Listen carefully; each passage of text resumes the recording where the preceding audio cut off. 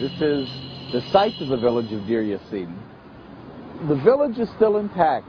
Deir Yassin is one of the few villages that remained intact after 1948. The Deir Yassin village is now a mental health center. So the buildings are used and they're all fenced in. You can't go into the village. Around here in all the lands of Deir Yassin is an ultra-Orthodox Jewish neighborhood. The village of Deir Yassin traces back 700 years or more. It was a village of about 750 people, mostly stone cutters, who quarried limestone and cut it and shipped it to different places in the area. Most of the Arab houses in the village were heavy cut limestone houses with arches and gateways and so forth. Their land was desired to build a Jewish state. Their land was in the corridor between Jerusalem and Tel Aviv, and there was a plan formulated to drive all of the non-Jews out of that area. These were Arabs that were living there peaceably and were driven out because they were not Jews.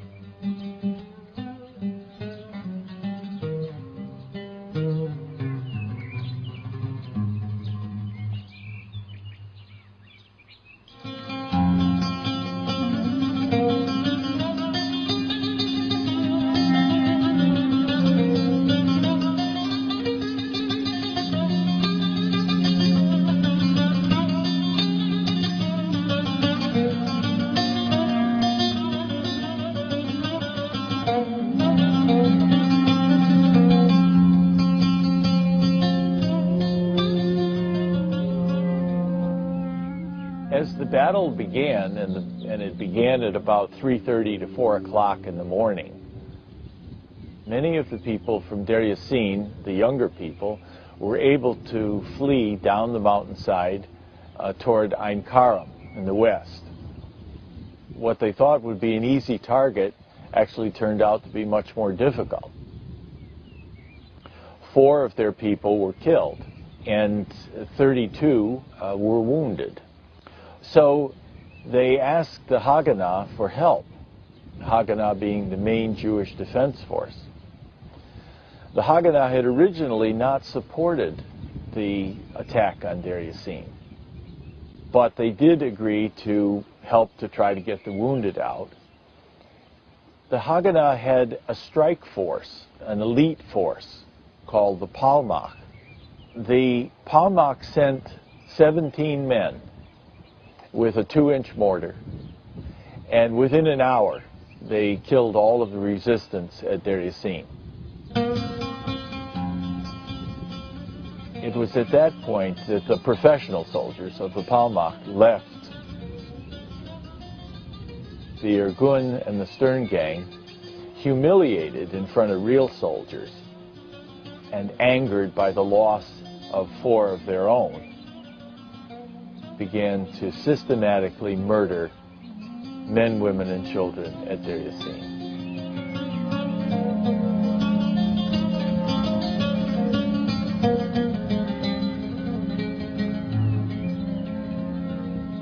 Most of those who were killed, somewhere between 110 and 130, were women and children and old men over 60 years old. ذبحوهم هذول سهران 27 نفر في عتبة واحدة، وولاد التنين معاهم وبن زلمتي معاهم محمد ومسلاس محمد.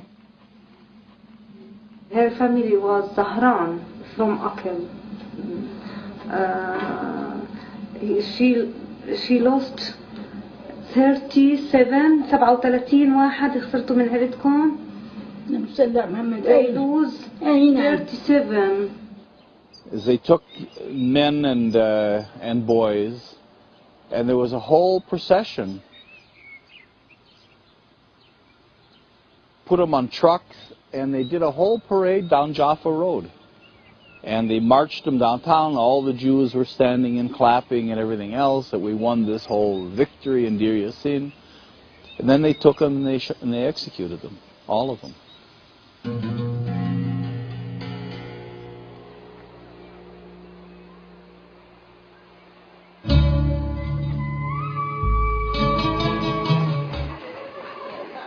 That, I guess, is why Deir Yassin was heard about, because it was an act done for publicity purposes in a way. Like, they did this and they wanted people to know that it happened.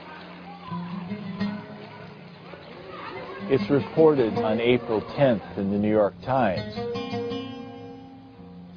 This was an exaggeration designed to scare the Arabs, to cause them to leave Palestine, to drive them out.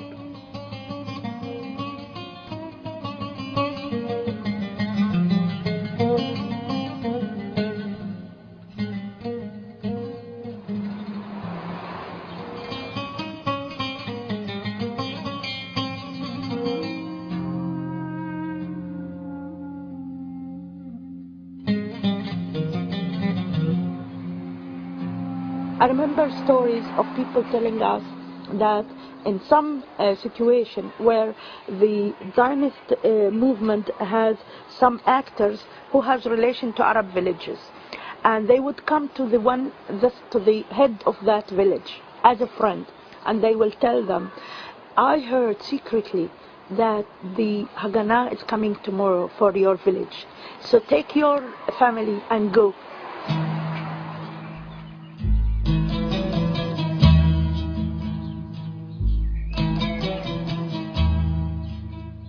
Deir Yassin and the massacre of Deir Yassin was the reason that many, many Arabs, the estimates are between 750 and 900,000 Arabs, were driven from their homes in 1948.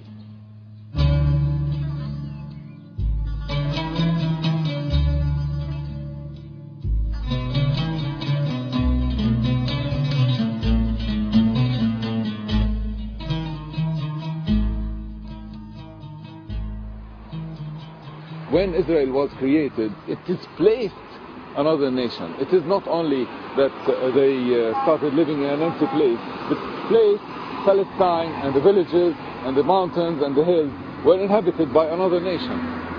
Arabs were not called out or left voluntarily to reorganize and come back in and drive the Jews to the sea. That's a myth, a lie.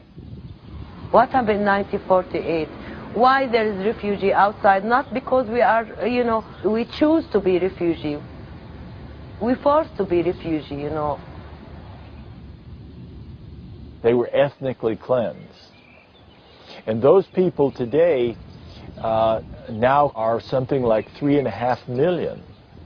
3.5 million people who were originally driven out of Palestine.